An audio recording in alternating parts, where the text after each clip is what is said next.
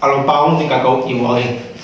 Pourquoi est-ce que le prix Bourg-Champ est fixé à 1200, qui était au départ pendant la grande campagne à 2800? Donc si vous nous suivez régulièrement sur notre quotidienne, regardez sur la cité.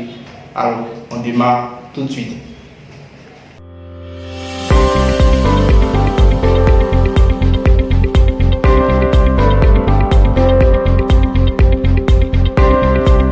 Bien avant d'en parler, n'hésitez pas à vous abonner sur nos pages.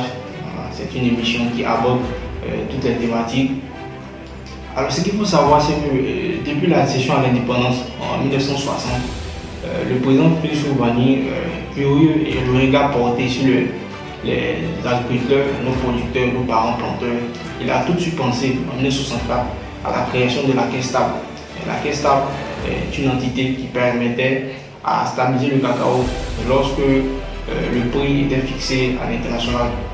Donc c'est un produit, c'est une entité qui permettait aux producteurs de pouvoir vendre le cacao bien avant le prix fixé à l'international. Et on avait un fonds qui était spécialement réservé aux producteurs qui permettait à ce que vraiment leur devise soit vraiment un luxe. C'est pourquoi vous constatez dans les années antérieures, en 1980, avec le miracle ivoirien, franchement nos producteurs étaient vraiment en de bonnes conditions. Ils avaient une vie assez agréable parce que le cacao leur permettait franchement de pouvoir subvenir à leurs besoins.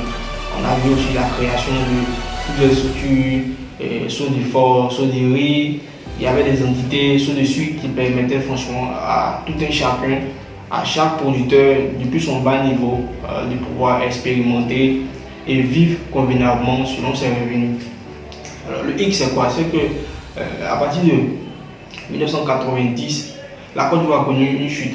On est passé d'une essor miracle à une recrudescence. Donc il fallait trouver d'autres mécanismes pour amender franchement ces coûts à l'international. Et Dieu merci, avec les efforts quotidiens, c'est vrai qu'il y a eu la privatisation, on a privé nos entreprises et des périodes d'évaluation même. Avec l'essor, avec la technologie et la créativité du président Félix Houphouët-Boigny, la Côte d'Ivoire a connu vraiment un essor. On est passé du miracle de cette période assez recrudescente à une évolution assez constante. Mais ce qu'il faut savoir, c'est qu'en 1999, avec l'arrivée du président Henri Konan-Bédié, il a continué avec ce système de stabilisation. La stabilisation, c'est le système qui permettait aux producteurs de pouvoir vendre son cacao même avant sa récolte. C'est un système qui lui permettait de pouvoir vendre son cacao même avant sa récolte. Donc c'était vraiment bien stabilisé. Et il faut dire qu'à partir de 1999, comme je le disais auparavant, on a connu une chute. La Caisse stable au départ qui permettait aux producteurs de pouvoir vivre heureusement a eu des problèmes. Il y a eu des corruptions en interne, on a eu des vols, il y a eu des suspicions, ce qui a fait que la Caisse stable a été dissoute. La Caisse a été dissoute, donc il fallait trouver d'autres mécanismes pour pouvoir améliorer ce secteur. Et c'est à partir de 2000, à l'arrivée du président Laurent Gbagbo, c'est bien vrai que bien avant lui, c'était déjà à partir de 82 par là. On est passé à un autre système qui est le système de libéralisation. Avec le président Henri Konan-Bédié, il a passé un système de libéralisation. Donc c'est-à-dire quoi? Ce système permettait au cacao d'échanger directement avec l'acheteur. Le producteur échangeait directement avec l'acheteur, ce qui créait une sorte de contact direct. Donc là, le hic, c'est que lorsque le cacao flambait ou bien le cacao chutait à l'international, le producteur subissait directement le prix. C'est-à-dire, je prends un exemple, si le cacao est vendu à l'international à 500, le prix Bourg-Champ peut être fixé ici à 200. Ça veut dire que le producteur sent directement. Mais si le cacao est vendu à 10 000 francs à l'international, le producteur ici peut ressentir vraiment cet atout de régissement. Mais il faut dire que depuis que ce système a été mis en place, de 2002 jusqu'à 2010, les producteurs, franchement, étaient dans une zone assez confortable. Il y a eu la création même de certains pôles. Quand vous prenez par exemple aujourd'hui la préfecture d'Abidjan, qui était d'alors la Moto-Gagri, qui appartenait aux producteurs. C'était des biens que les producteurs avaient pu avoir pendant cette période de libéralisation. Donc en gros, la libération a permis franchement à beaucoup de producteurs de pouvoir vivre aisément, de pouvoir avoir certains marchés. C'était franchement une période qui était franchement un atout favorable pour les producteurs parce que l'argent rentrait. C'est vrai que le prix restait niveau flambait à l'international et lorsque ça chutait aussi, ils avaient ce hic-là. Mais les producteurs vivaient de façon convenable. Alors, depuis l'avènement du président Alassane Ouattara en 2011, lorsqu'il prend le pouvoir, tout de suite il change ce système. On n'est plus dans le système de libéralisation, on redevient encore des systèmes de stabilisation. Et là, c'est une autre forme de stabilisation parce qu'il a créé une nouvelle entité qui est le Conseil Café Cacao.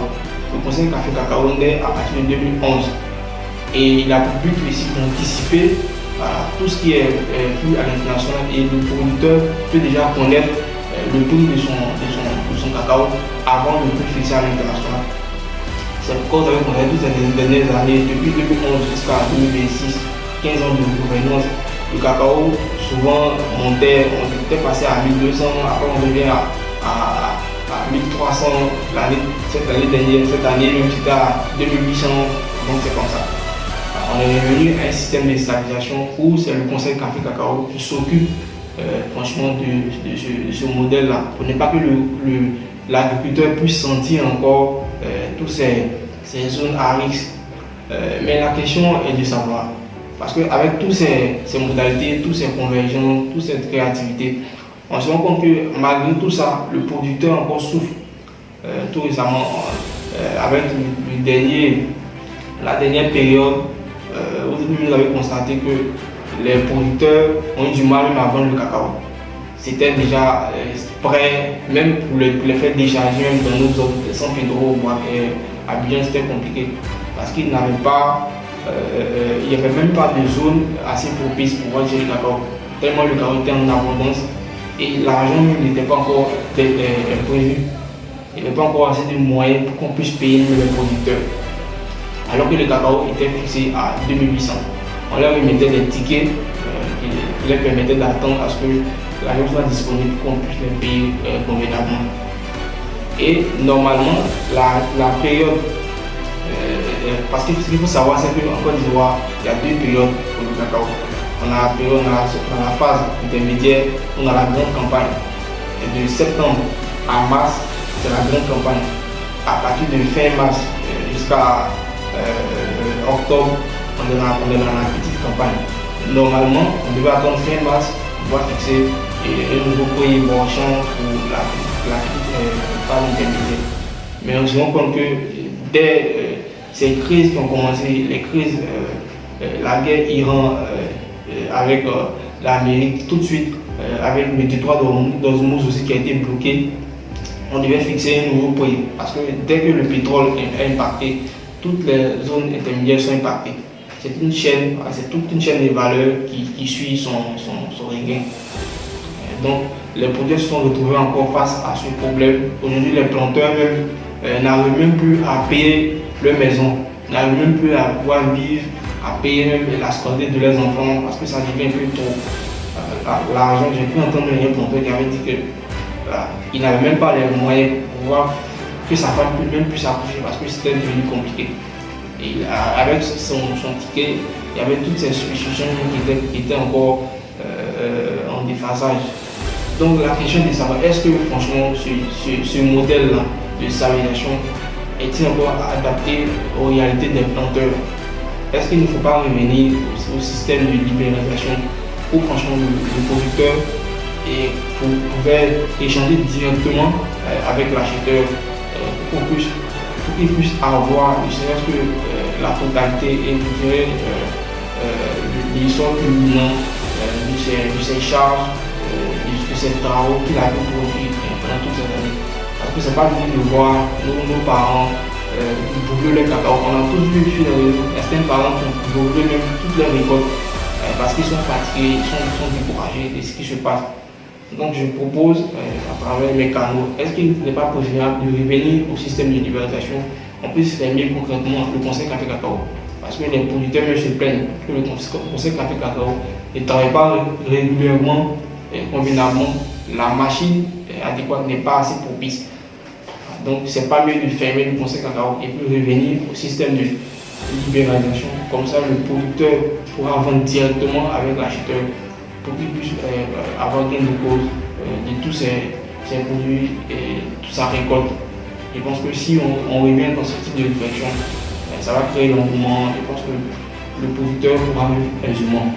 Même si le cacao flambe ou chute à l'international, au moins il est conscient qu'il y a une période, lorsque ça va flamber, il pourra avoir ce qu'il voulait depuis sa récolte et ses perspectives à venir. Donc c'est une prise de réflexion. Je pense que on pourra tous penser à ces situations qui, mine de rien, nous propulsent nous tous. Quand on voit nos parents se plaignent, franchement, c'est pas joli à voir. Il y a beaucoup de choses que nous devons tenir compte. Voilà. C'est une proposition que je fais. Alors, j'espère que je vous ai plu avec cette chronique, le regard sur la cité. Allez, bonne soirée à tous et bonne semaine à tous. On se retrouve pour une autre chronique, le regard sur la cité. Allez, à bientôt.